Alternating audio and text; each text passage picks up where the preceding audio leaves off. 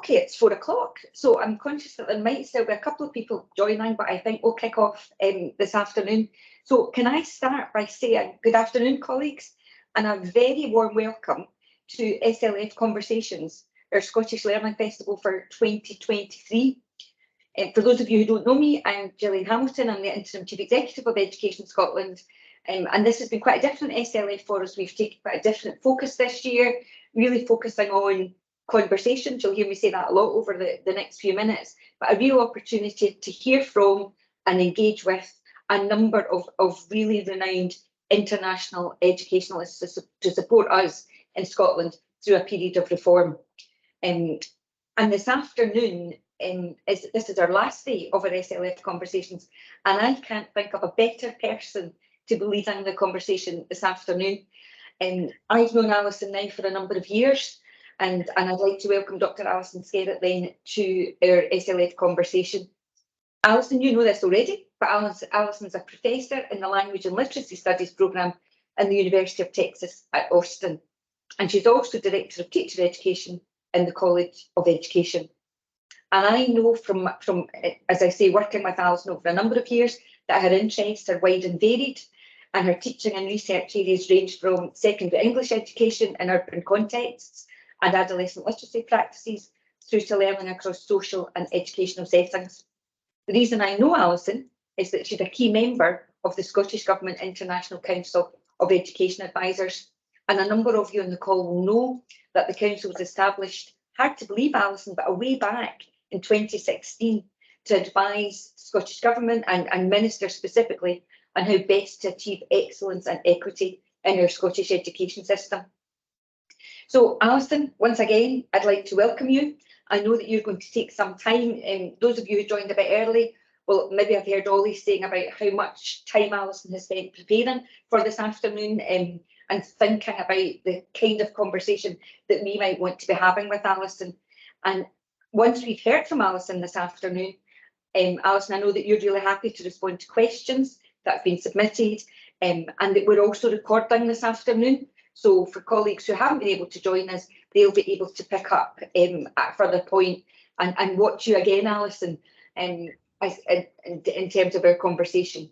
So Allison, without further ado, I'm going to hand over to you. Welcome to SLF Conversations. Gillian, thank you so much. It's just a pleasure to have you introduce me. As you mentioned, we've been friends for several years now. And so I can think of no better person to introduce me this afternoon to Scottish educators. So welcome to this last conversation, this formal conversation this afternoon. I'm delighted to have an opportunity to be here with all of you. I'm looking forward to another hour or so of sharing some insights and considerations with you around how we may center an increasingly diverse student population and critical forms of knowledge in a reimagined Scottish curriculum. I know you've been having some wonderful conversations over the last couple of days. I know you already have some questions that you've posed, which is a little bit anxiety producing, because I'm not quite sure that the questions relate to anything I've said or I will say over the next hour, but nevertheless, I'm really looking forward to the conversation and to engaging with things that have already come up for you and things that will come up for you in the next hour or so. So we will dive in and get started. So in terms of where we are headed this afternoon, I would like to start. I will hope that I keep saying this afternoon for you. It is morning for me in Austin, Texas, but it is afternoon for most of the people on this call.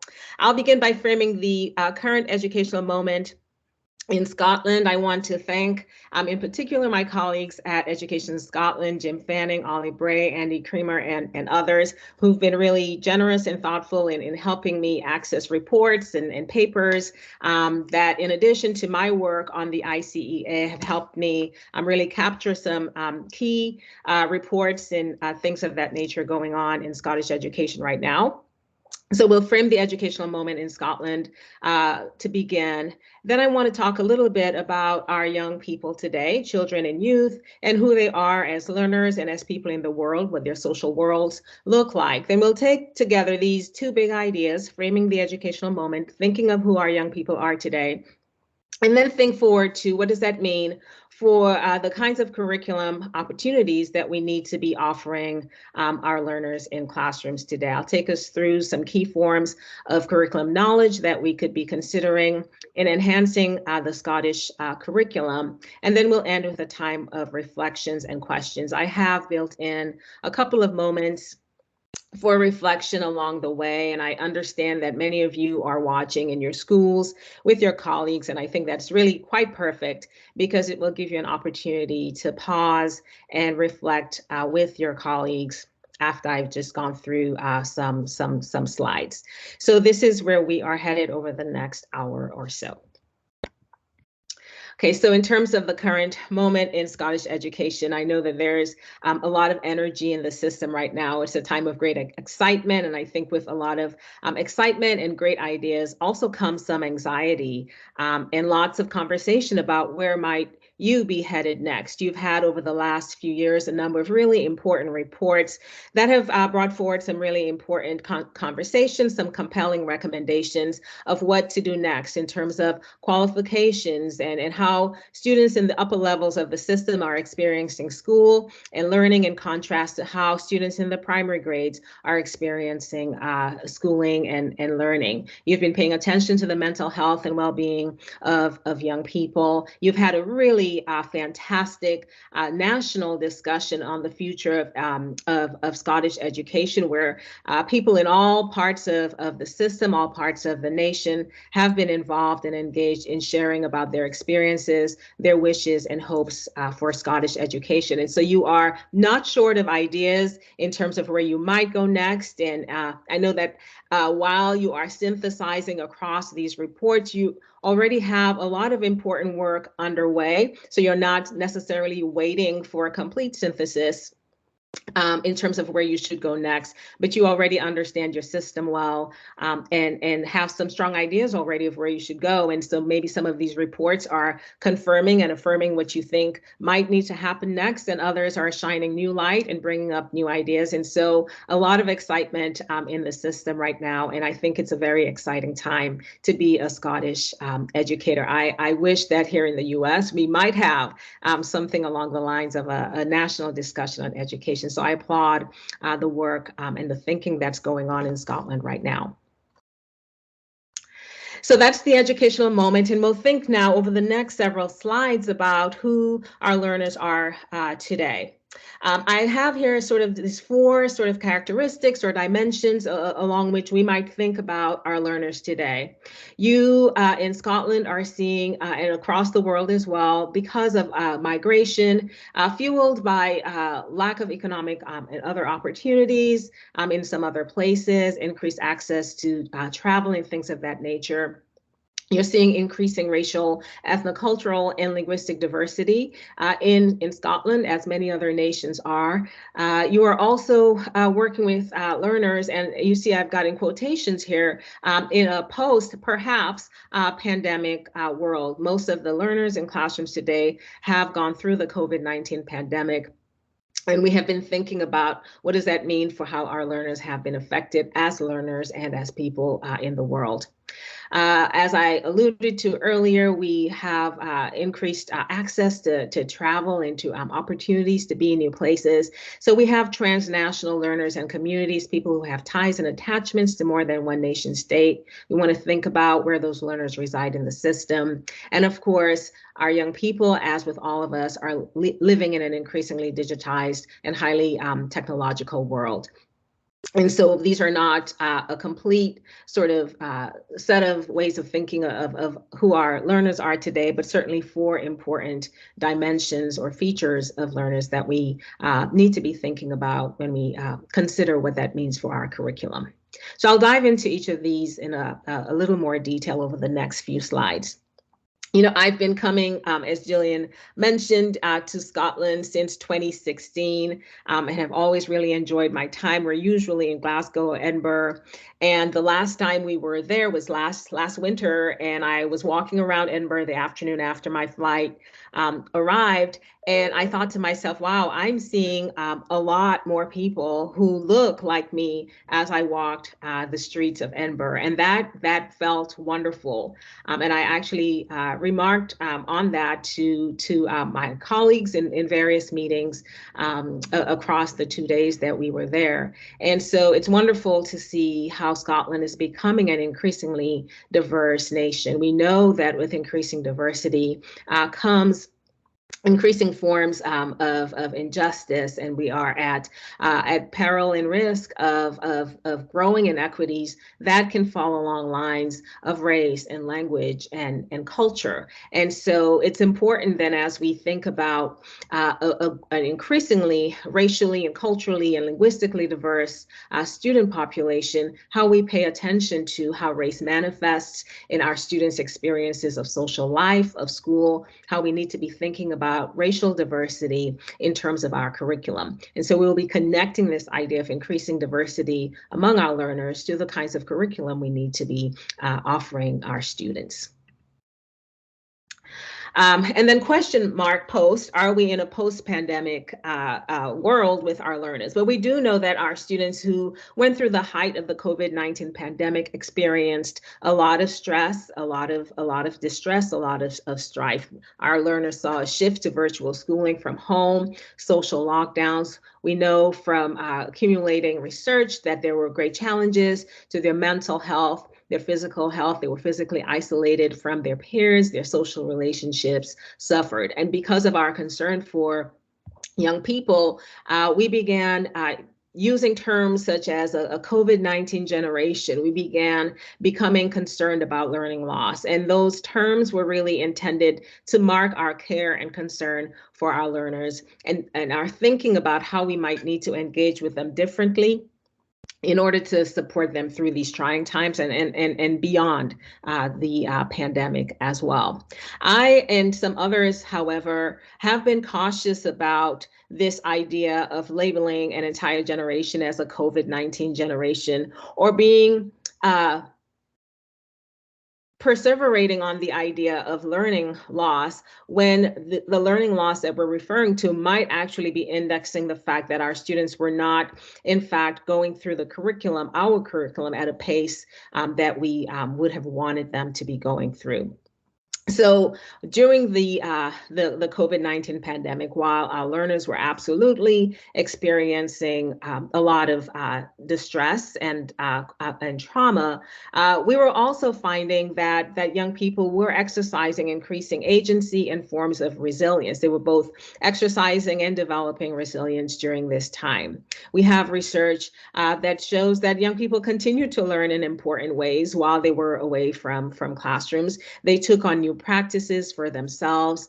They were rediscovering old habits and hobbies and new ones as well. They were using the arts to engage, including using the arts to engage in activism for social justice in the world and in their communities. We have research on that coming out of the UK, actually. And so one thing that I like to talk about when I refer to the pandemic is that we also need to be careful that we do not broadly paint young people from in a lens of sort of deficit, that we are able to also see the ways in which they were resilient, the ways in which they were agentive, while also accounting for the ways in which they suffered and continue to be marked by the pandemic. So we want to be thinking about then, what are the practices that we saw young people engaging in? What interests did we see them taking up? What sorts of new skills and dispositions and capacities did we see them developing that might point the way then to a curriculum that we need to continue to offer them so that they continue to grow in the ways, the powerful ways that some of them were able to grow throughout this pandemic. Okay, so moving on then to sort of the dimension of transnational learners and communities. Transnational, I'll talk a little bit more about this later on in the talk, refers to the learners who have strong ties and attachments, they and their families, to other lands. You know, we know that from UNICEF and other organizations that we have in the world of migration and people who are displaced, that we have a really strong, a big population of these migrants who are school-age children. And we know that there are particular challenges that accompany young children who are refugees, who are migrants, or who have just had schooling in other places, and who may continue to have ties with other nations to the extent that they end up spending time in these other lands. We know that they both develop and continue to develop resources and assets that need to be seen by us as their teachers, and that sometimes there are challenges accompanying the lifestyle that they lead. And so as Scotland becomes more diverse, we need to be thinking about who are the transnational learners in our care, and how might our curriculum need to account for these learners as well. And then finally, we know that our young people are totally, plugged in. We know that most teens have a device, and they have almost limitless access to an online world. We know that with increasing access, also comes these inequities, because not everyone has the same amount of access, the same type of access. And we also know that our young people need to continue to develop critical literacies for engaging in an online world. So who may be more susceptible to disinformation, for example, is an important question we need to be asking. We do have some promising research that tells us that our young people are not as uncritically accepting of everything that they engage with in online worlds, that to some extent they are more critical, less trusting of information they find online than adults are, and that is promising. However, that's not a lot of research, and we do need to be thinking about the fact that because they increasingly live their lives online, what kind of curriculum does that mean, or what kind of curriculum should we be offering them, given the fact that they are living increasingly in online worlds? Okay, so I have gone through 4 sort of features or dimensions of who our young people are today. I'd like to ask you to pause now and reflect with a colleague that you might be watching with. Who are the learners in your classrooms today, in your schools today? Are you seeing increasing forms of racial and cultural diversity among your learners? Are you seeing transnational learners in your school, in your community? What do you know about your young people and the digital worlds that they're engaged in? So pause for a moment. I'll pause for a moment. I'll give you a minute to reflect with a colleague on who the learners are in your care today.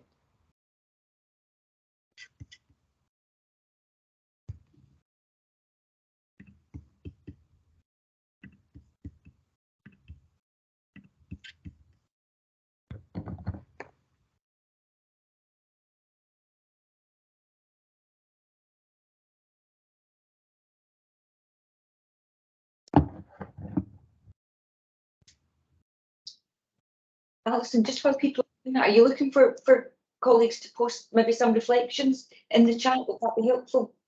They may. I probably will keep moving on, but I think to the extent that others can see that and engage with it, I think that's a wonderful idea. Thank you, Jillian.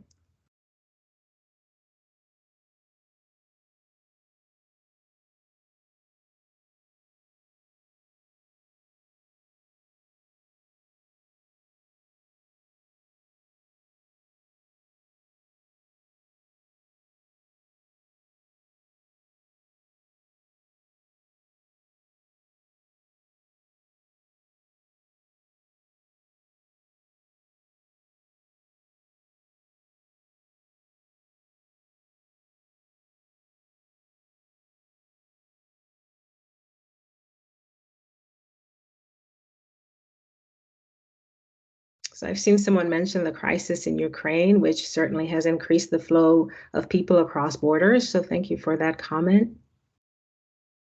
And someone expressing an appreciation of the term transnational. We'll get to dig into that some more in a little while.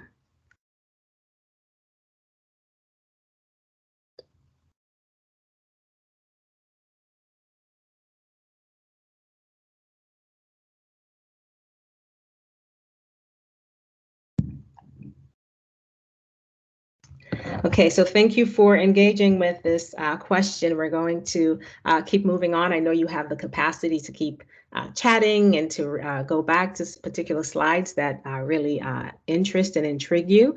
So feel free to do that. I'm going to keep advancing now through the slides, however. Okay, so we framed the moment in Scottish education. We've talked some about who the learners are today in Scottish education. We're going to move now into thinking then about the curriculum itself. And here you see I've put together some broad sort of aims and goals of a curriculum, some broad principles and practices that could guide a curriculum. And these are ideas that I'm offering to you for your reflection. These are based in the research literature, thinking in terms of what's happening in the Scottish education system right now, who learners are in the system, and what we know from research about the kinds of curriculum opportunities that an increasingly diverse group of learners need to thrive. As I go through these ideas, I would also invite you to think about your 4 capacities for Scottish education, the kinds of young people that you're trying to develop as successful learners, confident individuals, responsible citizens, and effective contributors. How might these purposes, principles, and practices contribute and advance learners' development of these 4 capacities? For example, that's one question you could be thinking about. How might these ideas that I'm sharing suggest ways in which these 4 capacities might be enhanced, rethought, amplified in some way? So I'm encouraging you to think about your 4 capacities as I share these broad ideas with you. So I'm suggesting then a curriculum with aims and goals that include the personal aims and goals that young people have for learning and living in the world, aims and goals that connect to their social world, their local communities, their national and their global communities, again, thinking about these transnational learners. A curriculum that is curated and cared for by young people, their families, their communities, and us as their teachers and their educational leaders. One that is guided by principles of justice, respect, and love. Practices that position learners, families, and communities as assets and agents in the curriculum, and that builds and sustains anti-racist, culturally sustaining, place-based, and other justice-oriented pedagogies. And a curriculum that takes a critical perspective on disciplinary knowledge. So I would like for you to hold these in mind as we then go through 4 forms of knowledge that I am offering for your consideration in terms of integrating or amplifying, if they're already there, in your curriculum. So these are critical disciplinary literacy knowledge, knowledge about students' identities as literate people, both in school and outside of school, racial literacy knowledge, and then finally, transnational forms of knowledge.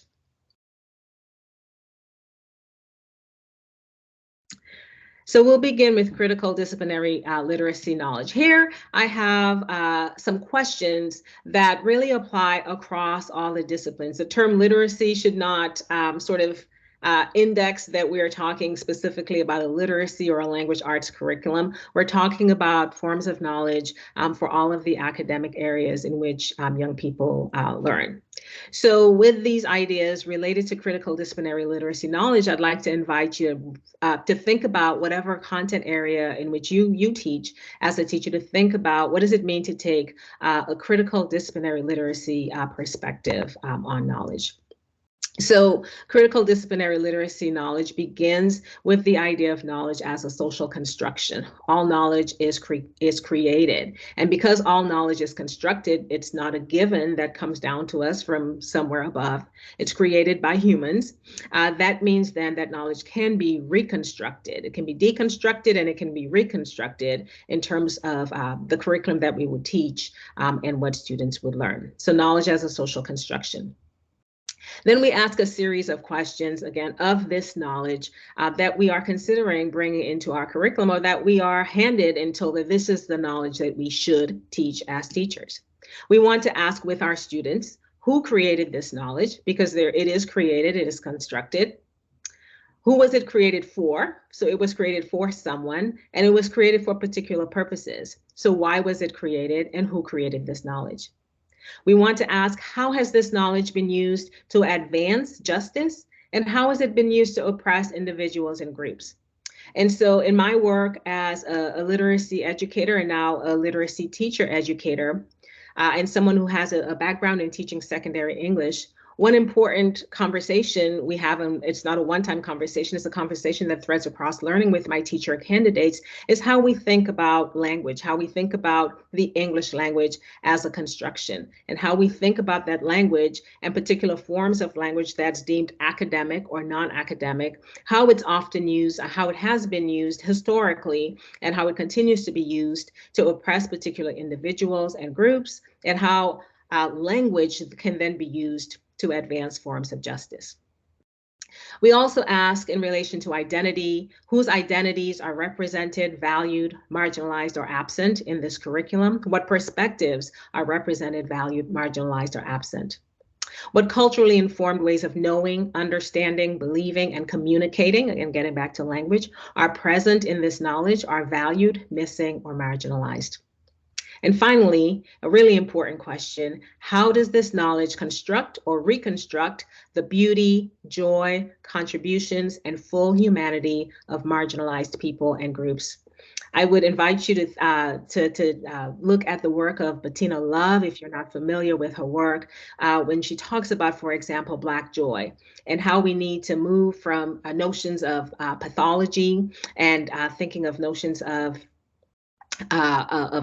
lack, and consider how Black students, Black people have joy, have beauty, have a full humanity, and how a curriculum needs to center notions of joy and representations of joy when we're engaging students in reading literature or reading histories that represent themselves. So those are ways of thinking about critical disciplinary literacy knowledge. I've, of course, reflected on my own discipline as I present these ideas to you, but for those of you in the sciences and in history and mathematics and the likes, I hope that you can also think of ways in which knowledge in your disciplines are also socially constructed and how you can take a critical perspective on knowledge with your students.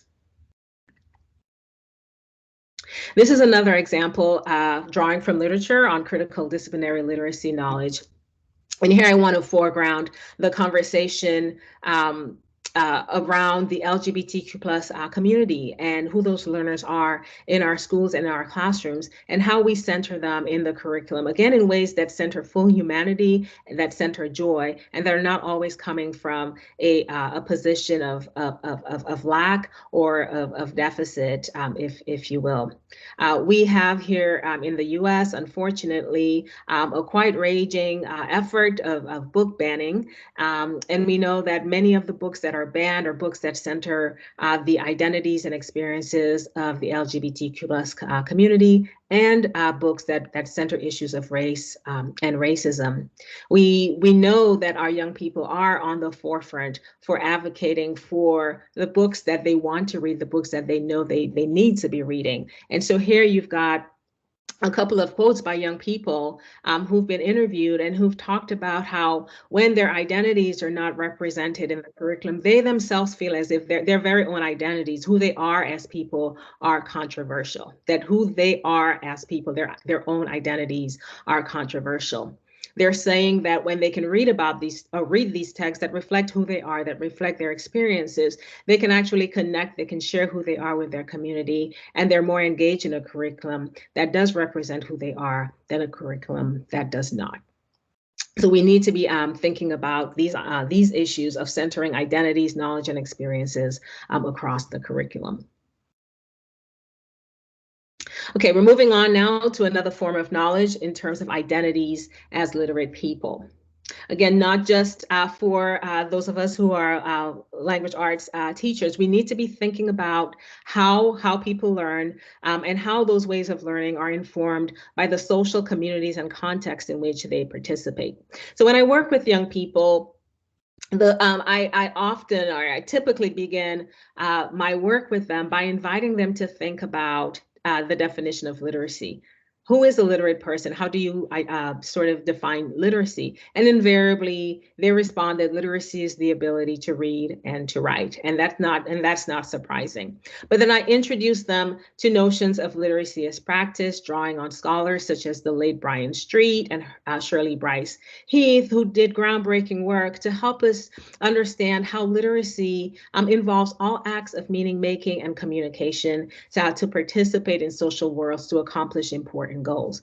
So when I engage young people with the idea of literacy as a practice, as a form of meaning making and communication, they then can think about all the many ways in which they're literate. They can think of the many social contexts in which they participate as meaning makers, as readers, as composers, as participants in social worlds, getting important things done in their worlds. And why that's important is because it orients us as teachers then the types of worlds that are important to people, to the people who we are teaching and working with, and then points us to, for example, the kinds of audiences that our students' work would need to engage. It points us to the kinds of tools with which we would invite students to compose text in our classroom. It points us to thinking about the various kinds of topics and interests that we might want to bring into our curriculum. So again, this is not relegated just to particular disciplines. We need to be thinking about all of the contexts in which young people live and learn and they participate, and where's mathematics in there, where's science in there, where's history in there, where's literature in there as well. So beginning a curriculum with investigating with your students who they are as literate people then allows us to see the rich store of resources, the repertoires that they hold, the communities in which they participate, and that should surely be informing our curriculum.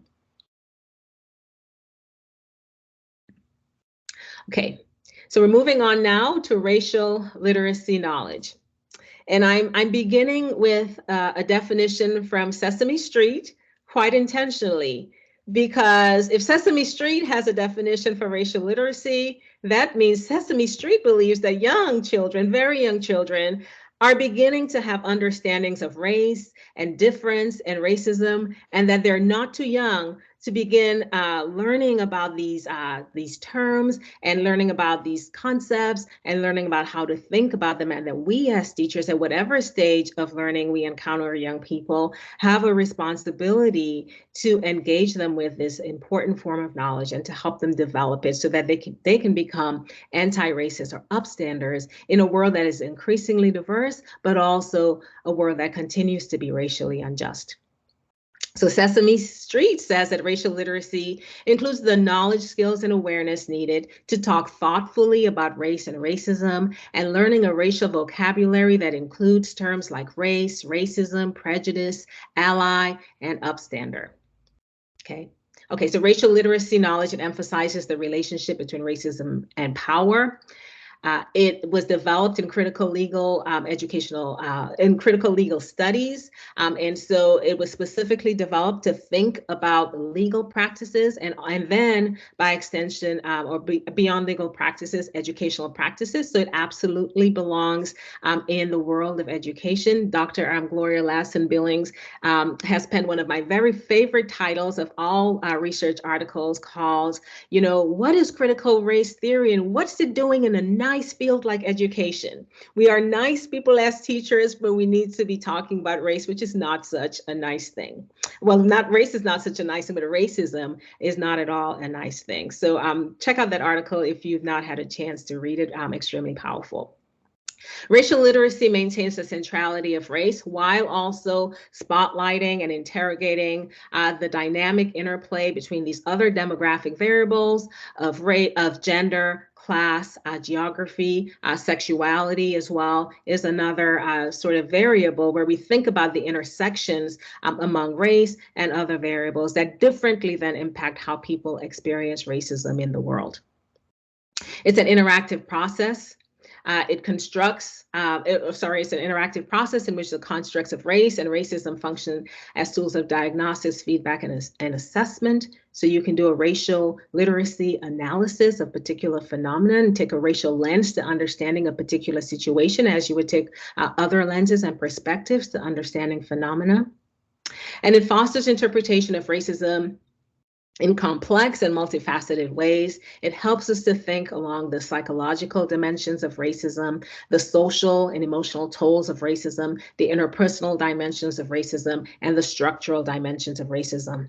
So really robust, really complex framework, and a way of understanding the world and making one's way through the world.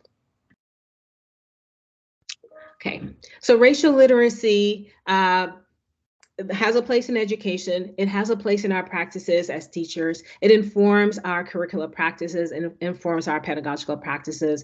And I've listed here some research studies that support the understanding of how race impacts the curricular choices of teachers, the practices, the pedagogical practices that they engage with as teachers, including research that I myself have conducted.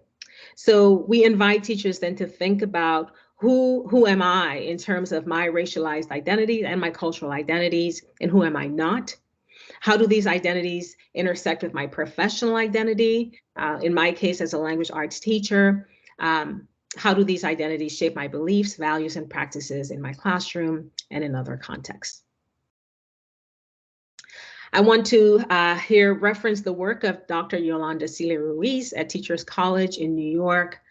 She does some wonderful work on racial literacy, specifically thinking about how teachers can advance their racial literacy knowledge. This model that you're looking at is one she's developed called an archaeology of self. And she describes the archaeology of self as involving self-exploration, probing, and understanding of where issues of race and racism live within us. It requires that we personalize race, recognize how it influences our pedagogical practices. It helps us understand that our beliefs about our students and their communities will determine how much or little we will invest in them. And that if we believe that a child belongs to a group of people who cannot achieve, who are persistently underachieving, we will then treat that child as though they themselves are at risk, and we will not see their promise. So again, she's making this connection to our racial literacy knowledge as teachers and the kinds of work we're then able to do with our students. I also, with my colleague Peter Smagorinsky, take up ideas of racial literacy in this book, Teaching Literacy in Troubled Times. This book is a collaboration with language arts teachers in various parts of the US, in which Peter and we developed some designs of critical literacy instruction, handed those over to teachers who did their magic with it. They adapted what we handed them to suit the curriculum they were teaching at the time, to suit the students they were working with at the time. They did their work with students. They wrote some reflections on how the work went. Their students also wrote reflections. They provided us with some amazing examples of the work that their students did in this unit. And so we're so proud of this collaboration with teachers. But in one of the chapters, we take up this topic of how can teachers teach racial literacy to students. And we describe an approach in which teachers would first become familiar with ideas related to racial literacy.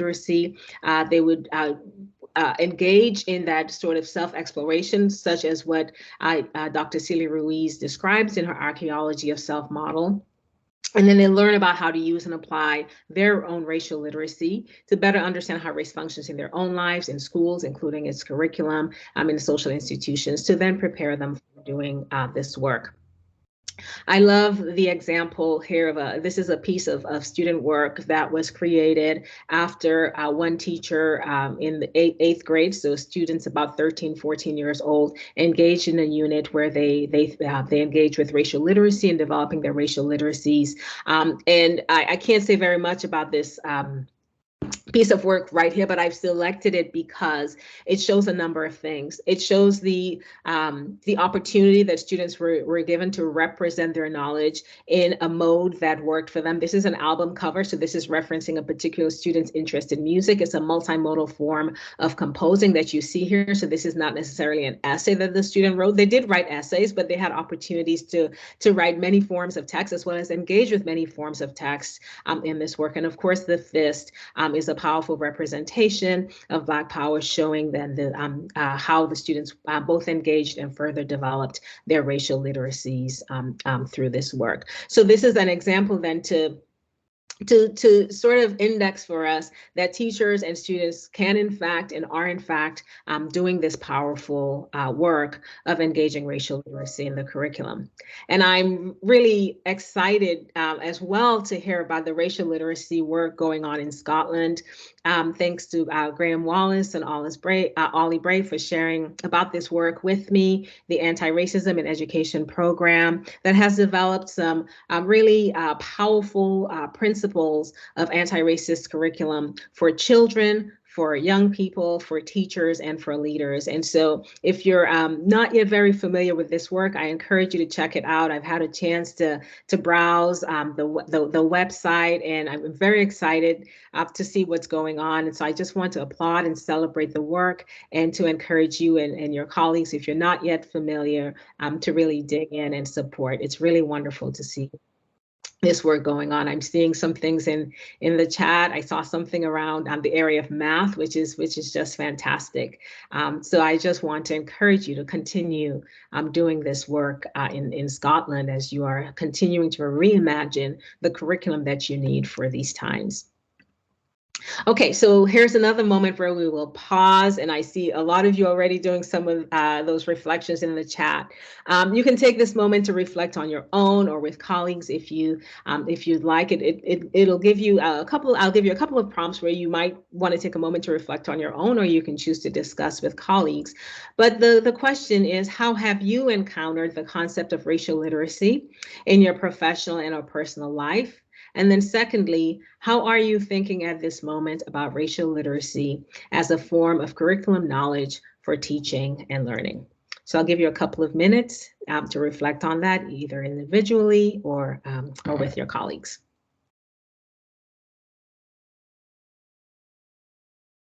And feel free to use the chat, as with Jillian's suggestion earlier on. I think that worked really well.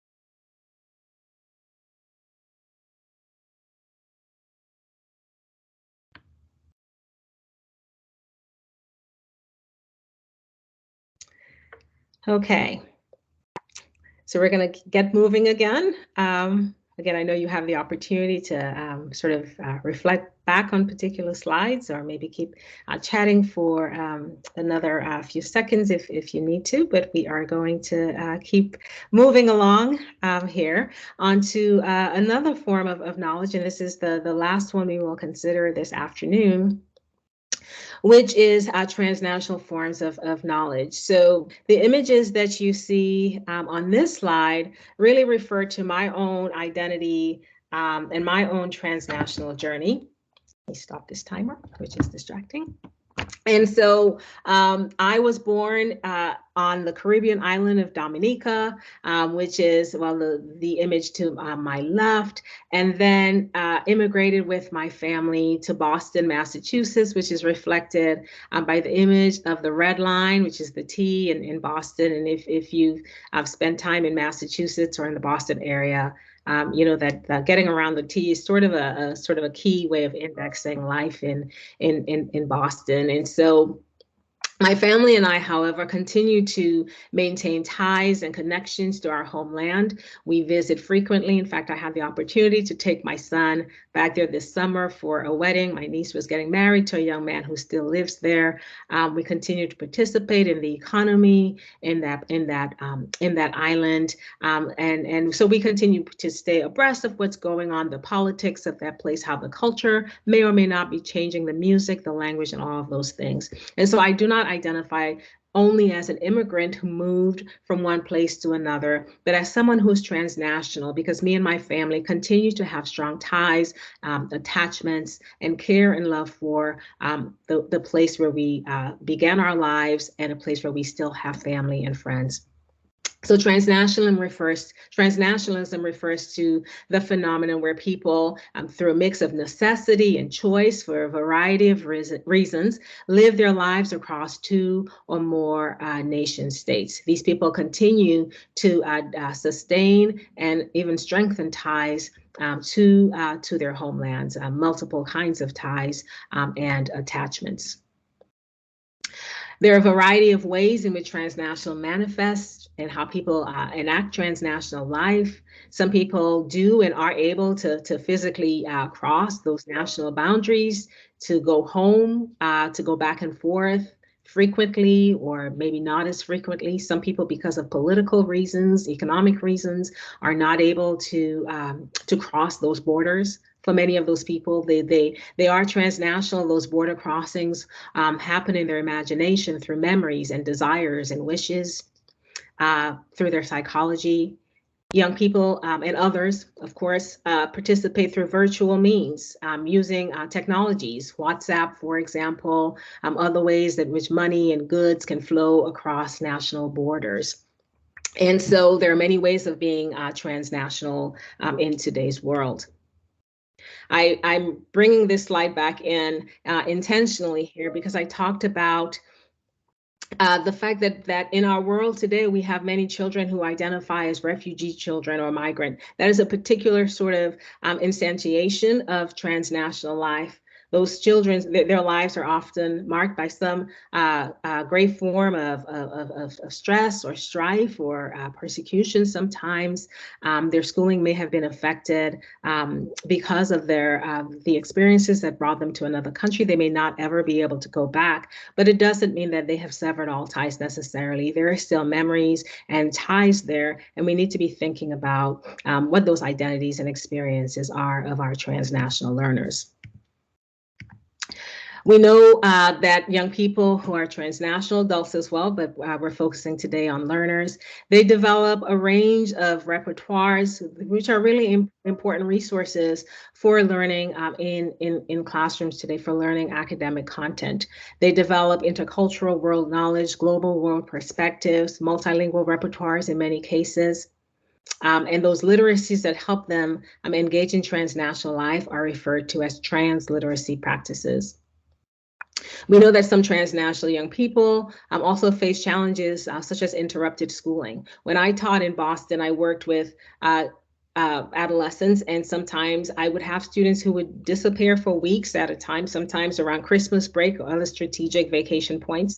And I would not know where they were for weeks at a time until I might ask a friend, hey, where is this person? Where is so-and-so? And I would learn, oh, they're back in the DR, which is the Dominican Republic, or they went home to Haiti. And I felt annoyed and frustrated and quite puzzled, and they would return. And so it was like, oh my gosh, well, where have you been? What are we supposed to do now? But I did not understand, our schools had not really thought about how for many families, it was not so much a choice. They could not tell us, they did not tell us because we did not have policies, and we did not have a way of thinking about and talking about their lives and lifestyles that allowed us to think about and be partners with them. And so some children do attend school across nations, and some do not, but they have resources, they have experiences, they have histories in other places, and we need to be thinking about what does that mean for our curriculum, particularly as the nation becomes more diverse. So in another work preceding the one that I just mentioned, which is called Teaching Transnational Youth, based in sort of the literature and being compelled by my own experiences as a literacy educator, I've developed a model for thinking about transnational students and how we can develop a transnationally inclusive approach to literacy education. I've had the privilege of working with young people in many parts of the world, they and their families, who for them, transnational living is the lifestyle. And so I've had the opportunity to think with them about their experiences, to think forward to then how can we design a curriculum that is supportive of and inclusive of their experiences and their lifestyles. I've also had an opportunity to work with some amazing ESL and language arts teachers who've had these students in their classrooms and who've been really on the ground developing ways of working with them, leveraging their resources, but also thinking about the challenges they sometimes experience, thinking how their curriculum should be oriented toward that. And so there are 4 broad principles for this transnationally inclusive approach to literacy education, beginning with a stance of inquiry into an appreciation of students' literate lives. So you see we're going back to this foundational way of engaging the curriculum, which is by thinking about who are my students as literate people. But in thinking of our transnational students, we think specifically about inviting students to reflect on who they are as literate people, that is both local, where we find them, but that also is connected to other places where they have lived or continue to live. Teachers are positioned as curriculum innovators, where they use this knowledge of students to design a curriculum that is responsive to the local and transnational educational histories and academic strengths and learning needs of students. Because we're living in a world where borders are increasingly porous, our students are on the move, and if they're not on the move physically, they are in virtual worlds and they're on the move there. They're creating transnational communities right in front of the screens in which they are sitting. We want our curriculums to be thinking about the kinds of knowledge, skills, dispositions, and capacities that our students will need to excel in, regardless of the space in which they are living or participating. So how can a reading and writing curriculum emphasize the kinds of ways people read and write across global contexts, the kinds of critical thinking skills that they need to develop? What are the kinds of key disposition skills and knowledges that the students need across or transborders? And then finally, documenting and sharing our students' academic development and ongoing needs with other educational partners. So there is a portion of this work where I think specifically about learners who are actually on the move and how we need to be positioning learners and families as experts who can broker relationships for us across linguistic differences, across cultural differences. I think through ideas of how we can support students' academic learning when they are away from us for a period of time when they may or may not be involved or enrolled in a particular or formal school setting, if you will. So just a range of ways then of thinking about how a curriculum could be increasingly responsive to the transnational students who are in our care. Here are some examples of work that students have produced with teachers who've taken a transnationally inclusive approach to their curriculum. This work was produced in a classroom in Boston, Massachusetts by Miss Mary Grady in Boston Public Schools. This is a project in which her students engage in thinking about social justice from a global perspective. Here you see an example of a student who's thinking about how she might prepare to join the Peace Corps. I'm thinking about a nation and a culture. She's had a long interest in it, but moving away from that purely cultural interest to thinking about social justice and how she might show up as someone who is knowledgeable and a willing partner with particular communities in India to work with them. And what I appreciate about this work is that the student is an immigrant student or a transnational student, depending on how you think about her, but this is not the part of the world that she's in. So this is really indexing the idea that when we leverage transnationalism in our classroom, we are really developing students who have global orientations, who think about themselves as global citizens, who are oriented to thinking about issues in the world that affect not only them and their own communities, but other communities and other people in the world. And that is really one of the important sort of benefits of taking this transnational inclusive approach to a literacy curriculum. This is another example. You probably can't see this, the words on this slide very clearly, but this slide, I selected this example because in this slide, and it's coming from the same project. This is a different student, but the student is thinking about the country of Uruguay, and here he's referencing issues of culture, but he's thinking about how histories of colonization have affected the contemporary culture of Uruguay. So thinking about the colonization by Spain and then Italy, and then the enslavement of Africans on that land, and thinking together then of how culture gets produced and how we need to be not uncritically celebrating of culture, but how we need to think about the particular histories of oppression that have informed then the cultures, the manifestations of culture that we see. So again, really highly critical work there going on with these young people. And with the teacher who's really building curriculum with a few principles and ideas from the ground with her learners and attaching it to work that she's already got some inklings, some ideas of taking her students through. Here's a final example here coming from a writing classroom with a student who identifies as transnational. She's also an artist, and so here you can see the multimodality of her text, but in the text, which you're not expected to read, she's using as the basis for a story the hardship of physical separation. She is a Mexican-American student. Her father lives in Mexico. Most of the time she lives in the US with her mom, and she's writing about a period where she is having some difficulty missing her father, receives a call from him, which enables her to sort of feel better and encourages her and sustains her. So she, in this way, she's using a transnational experience as a resource for composing inside of the classroom. So an example of what is possible when we explicitly invite our students to draw on who they are and their experiences as people beyond a national boundary for learning inside of our classrooms.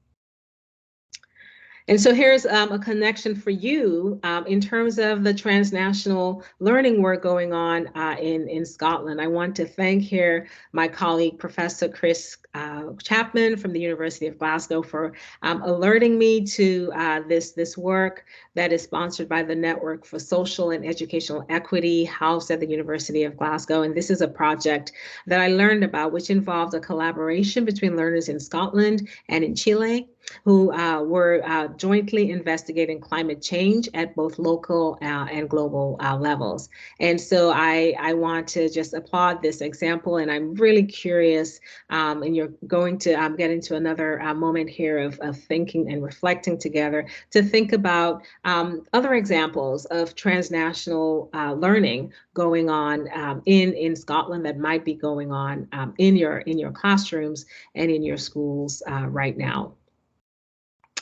And so I'll sort of move over this slide. I've talked a little bit about the benefits of transnational inclusive approaches to literacy education, such as global perspectives as citizens and increased world knowledge, increased critical thinking skills and the like. But I want you to take, and this is our sort of our final reflection moment. We'll move next into a broader discussion with questions and thoughts and reflections. But let's pause for this last moment in relation to what I've been sharing with you, to think about transnational students. Having reflected on what I've said, would you now be able to identify students in your school, in your classrooms that are transnational? What do you know about their lives, they and their families? How might you have seen these learners bringing in their transnational identities or knowledge or experiences into the curriculum? And what might you be thinking now about being more intentional or amplifying what you're already doing in terms of making space for transnational knowledges in the curriculum that you teach. So we'll take another minute or so and then open up to a broader conversation.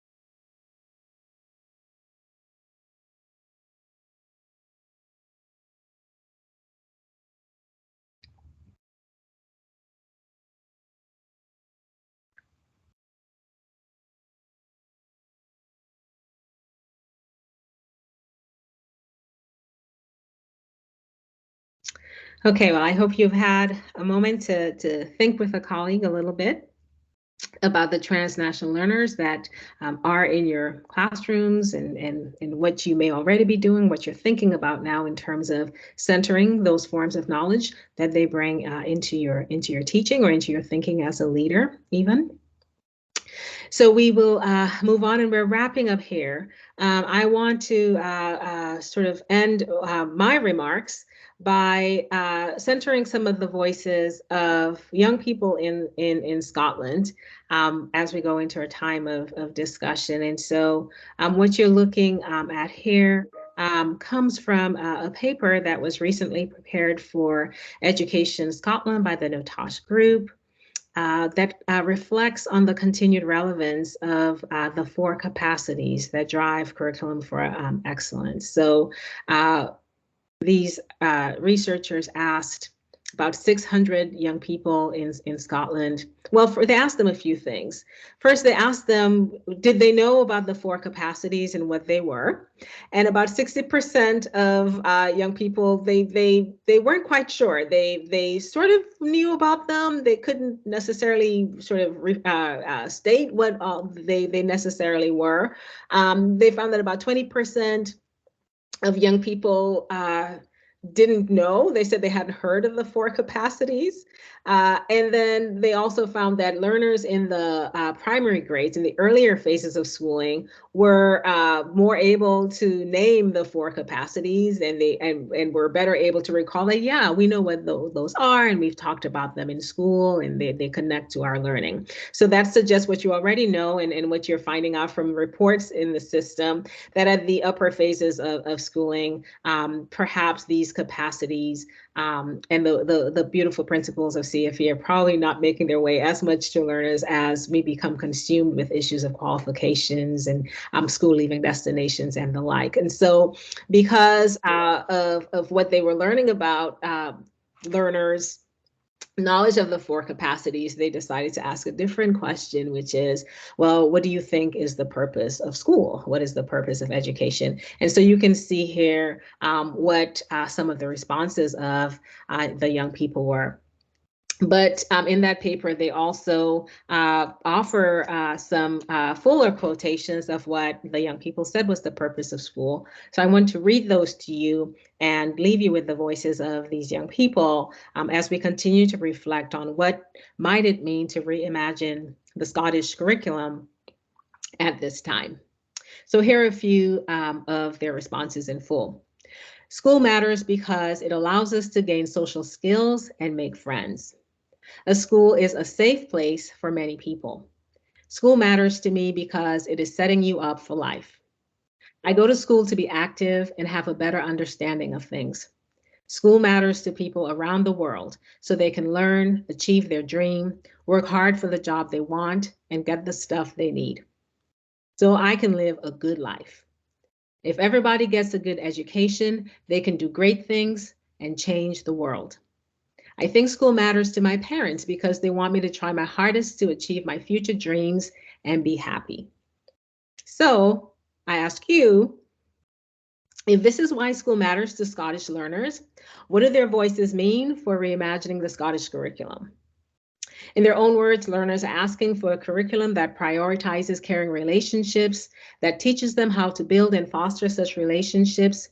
They're asking for a curriculum that is justice-oriented, one that is global in character, a curriculum that prioritizes their interests, their goals, and their needs, those that they have right now, and those for the future. And perhaps those that we could really partner with them with in reimagining in terms of their future goals and needs. So let's think a little bit more together then about why school matters for young people and what that might mean for the curriculum that we offer them today. So I will pause here and we will open up for discussion and questions.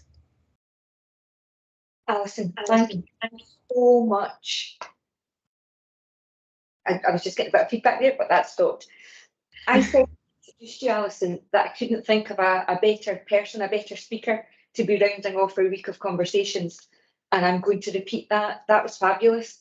We were hanging on the word here. I've been taking notes at the same time as reading questions. I was just so pleased when you started to give us an international perspective on the curriculum and where we are, and to hear you reflecting on some of the work that's underway in Scotland. And I loved how throughout you gave us so much to think about. You interspersed the whole presentation with further references, further reading. And actually, I was really heartened in the chat that I could see all of our colleagues doing the same. So there's a whole wealth of further reading and sharing already starting to come out in the conversation. I also loved too how you shared a bit of your own transnational story as part of the sharing and the learning. And throughout this week, what people have been really hungry for are some specific examples. And you were doing that through, as you were talking, sharing, here's some examples that you've seen, that you've learned from. And I think in the chat that we really, really appreciated that. And I also loved how you connected everything back to where we are in Scotland. So in each of your key themes, you brought us back to think about what does that mean for us now, and how can we continue to grow and develop. And I know David's already put a wee reminder in the chat around quitting. David, you've just put another wee reminder in the chat. While people are thinking about questions they might want to ask, I'm going to kick off, Alison, because you finished, and again, I loved how you finished with the voices of our young people. That just felt so special. And there was a question earlier on in the chat about the voices of young people. You started by talking about a post-pandemic world and our learning and what have we learned. And Leslie in the chat asked specifically about what we've done. Have we really asked young people what they learned, chose to learn, engaged with during and after COVID? And is there a risk that we revert back to pre-pandemic practices rather than listening? So there's a question to open up the discussion, Alice. Yes, thank you, Leslie. I love the question because it's, I think, coming from this perspective of how do we position young people in ways that allow us to learn from them, that then allow us to advance our curriculum in our teaching. So have we asked them? Maybe I might extend that to say, have we asked them the right questions? Because my son was home learning in 3rd grade. He was 9 years old at the time that he reverted back to school. And so I could see a lot of what was going on, you know, from the teacher's perspective, and I could see a lot of the other kids in his class and what was going on with them as well. But I, you know, and again, 9 years old, and I think, you know, absolutely we should be asking learners at all phases questions as well. If you had asked my son what he had learned, you know, during the pandemic, I think he would have said that he learned how to sort of socialize more online. I think we think, for example, that young people, they're their ways of interacting, their social skills, for example, really took a hit. That they have difficulty now engaging face to face with people because they were away from schools for some time. But we don't really know that that's the case. Actually, we don't really have research to support that.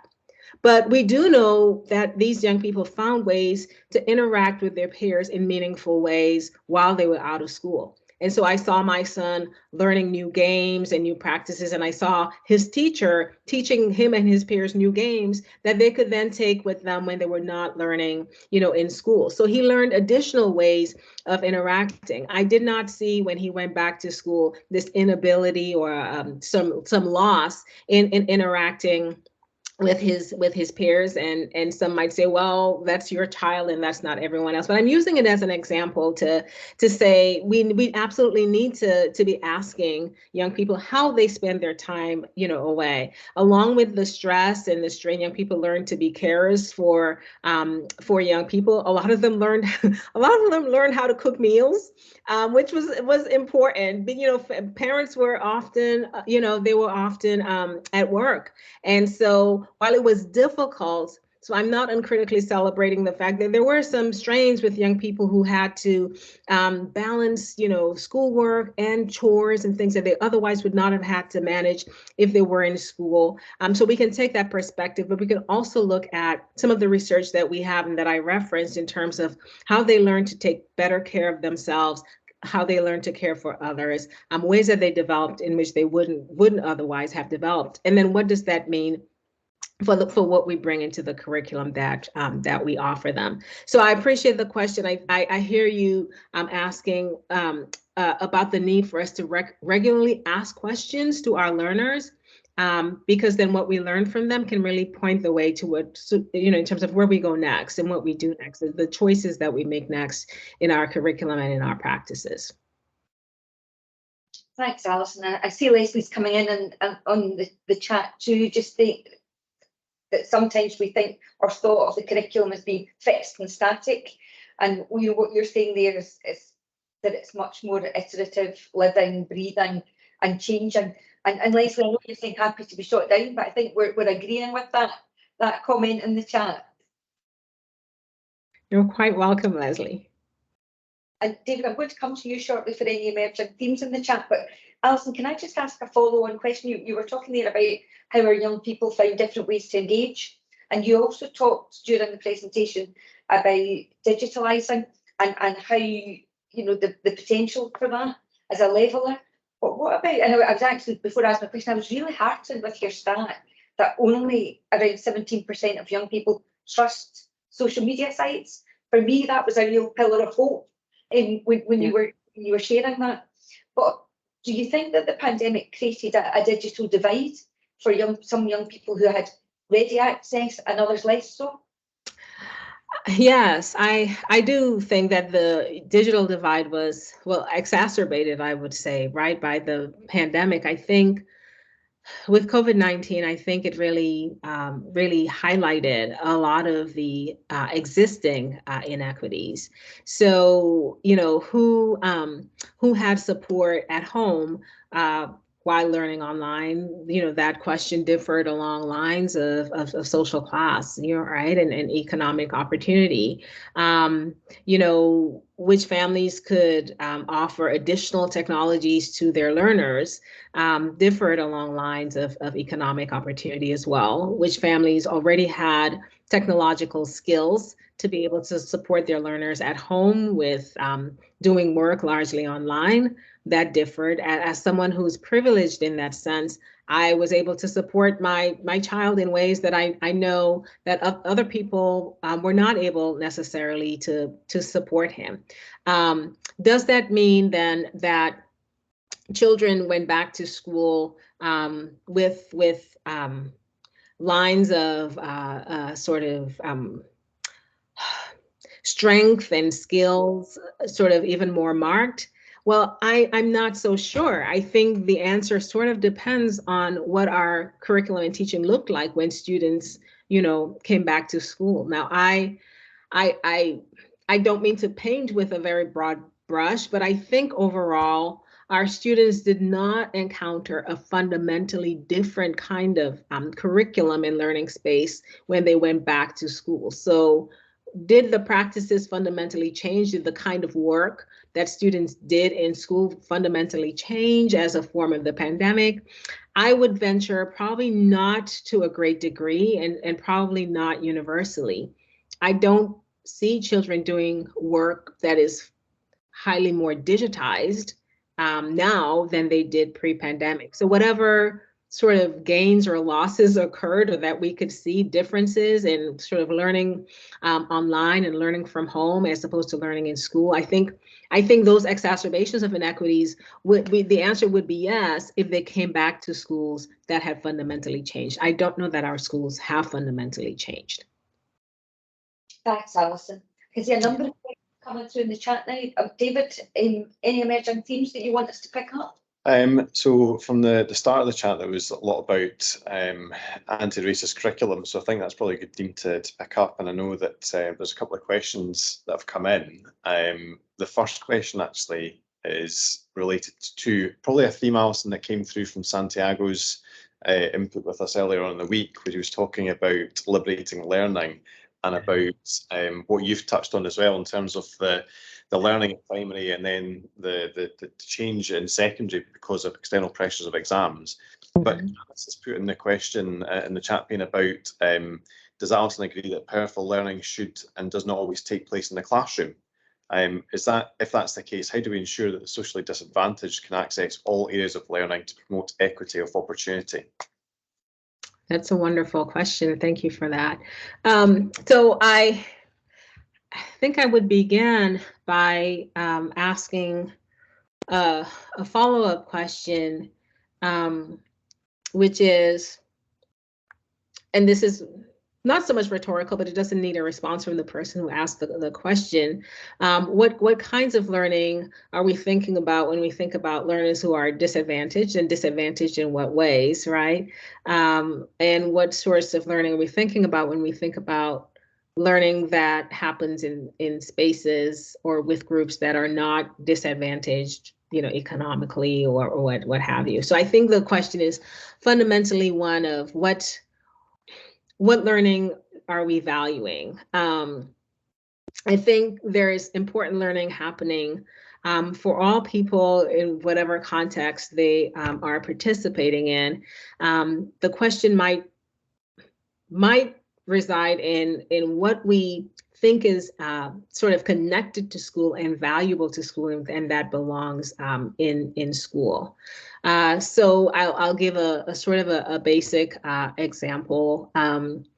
We know that there are young people who are very invested in music and, digital technologies, abilities to produce music and the like online. And some students have more access to that. Their families can afford the software. They can afford the music lessons, for example. In the US, for example, with schools that are funded in part, by your zip code, there are schools where students have opportunities for classes in music production and the like. Those practices then that they learn both in and outside of school, they align, they're valued, and students can bring in this learning that they're doing outside of school and have those valued.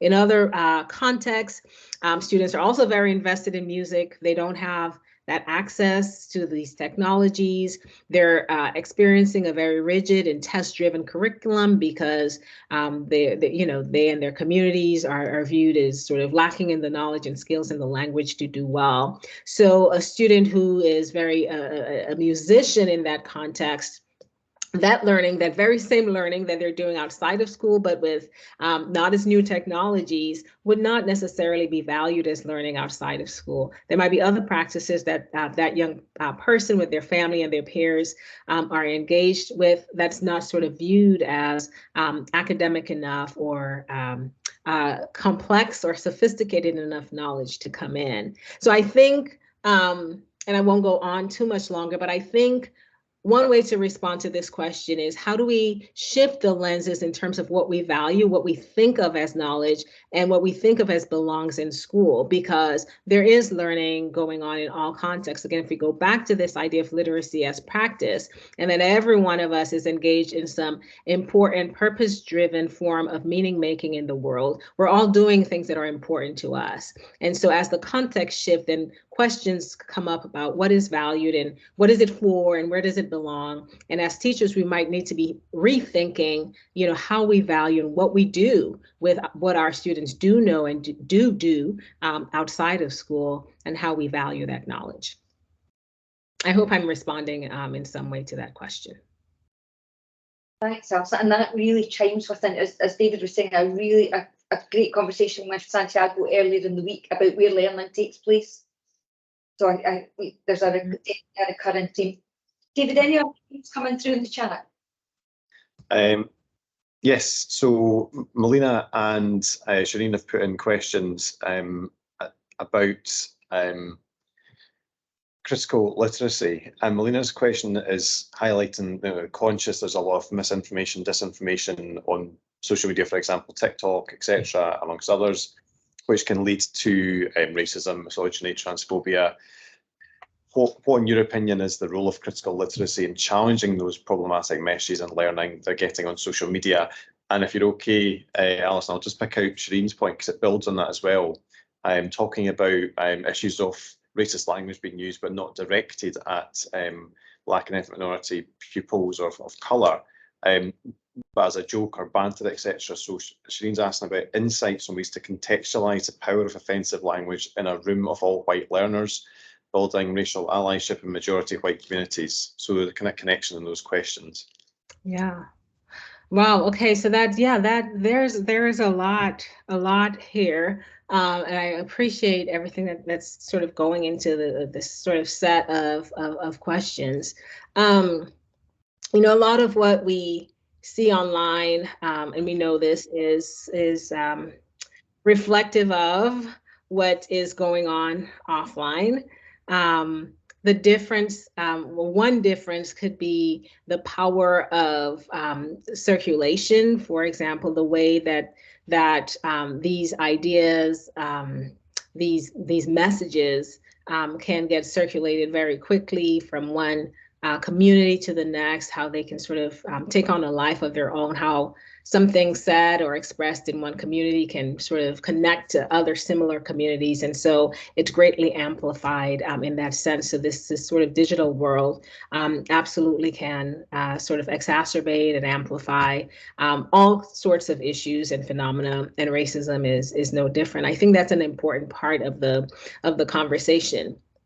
It's no less hurtful when it happens in sort of one small community than when it happens online. But I think that's an important part of the conversation that we have with young people is what are the particular features of online spaces and online worlds that sort of can amplify, in this case, can amplify and exacerbate racism and harm to others in our community and others beyond our community as well.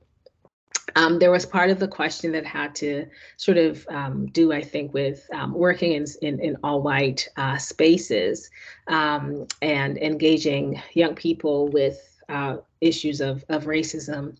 I would point people to sort of whiteness studies who are really sort of grappling with this question. And it's very important, I think, especially in a nation like Scotland. I think I think and suspect that you continue to have spaces that could be continuing to be all white or primarily white, even as places like Edinburgh, for example, diversify at greater rates or at a greater pace. So whiteness studies is an important part of the conversation because it helps us think about whiteness as a race, and helps us then begin with thinking about notions of privilege and difference. And then it helps us then think about how do we encounter racial diversity in bounded physical context that that are primarily or all white?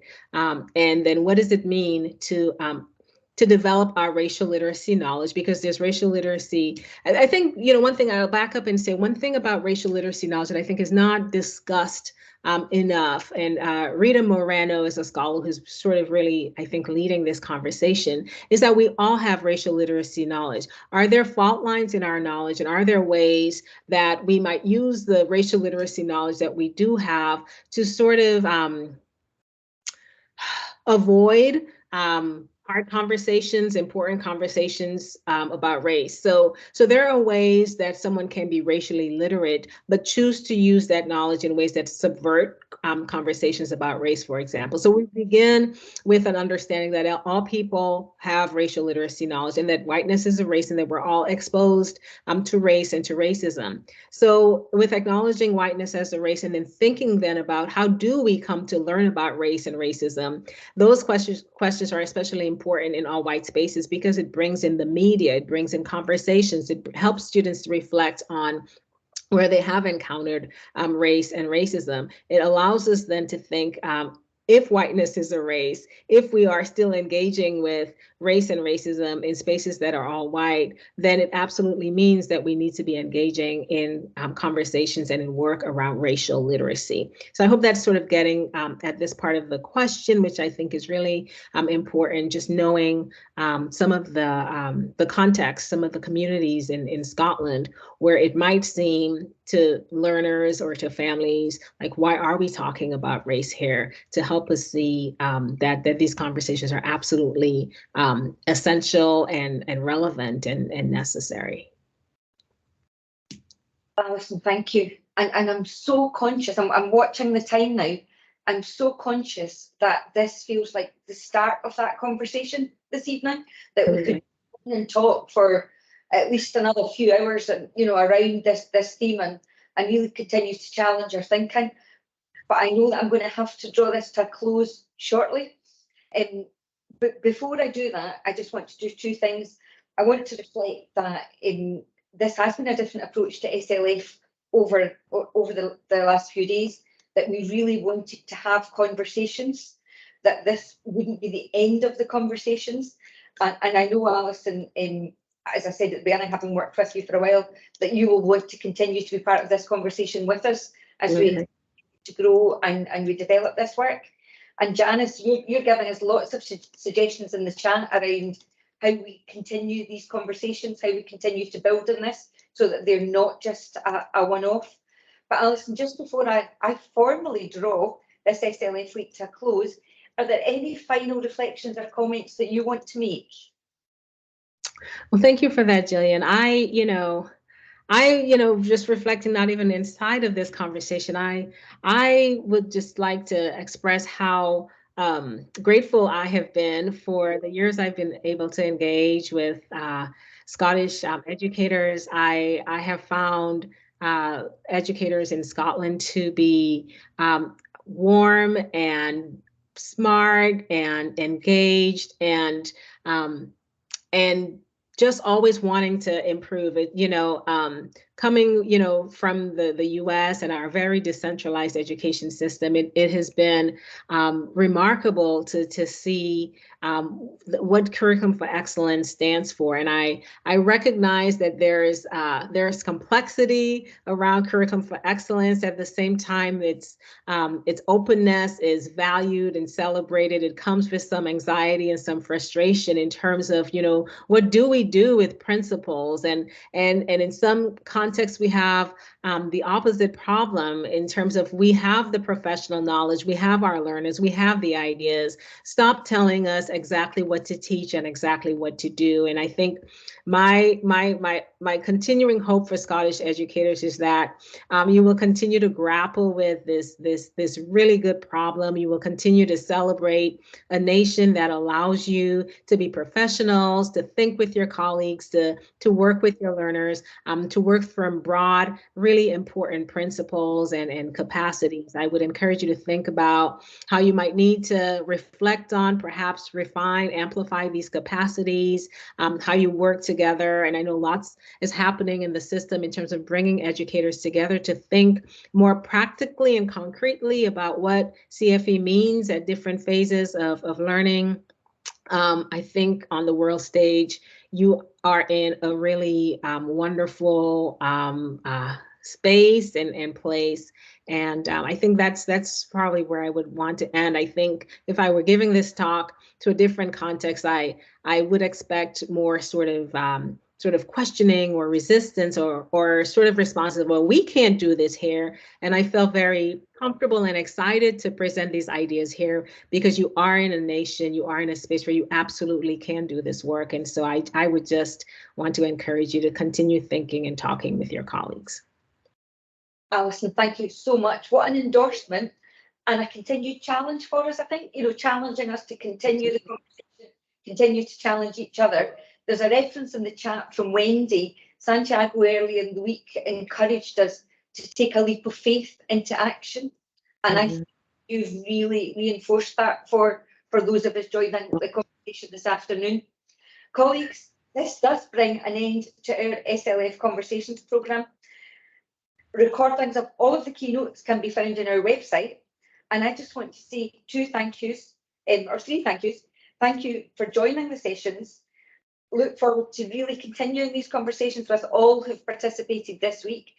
A big thank you again to Alison, but a final thank you to my Education Scotland colleagues, because all of the work that goes on behind the scenes to pull together a programme event, as you've seen this week, takes a massive amount of work.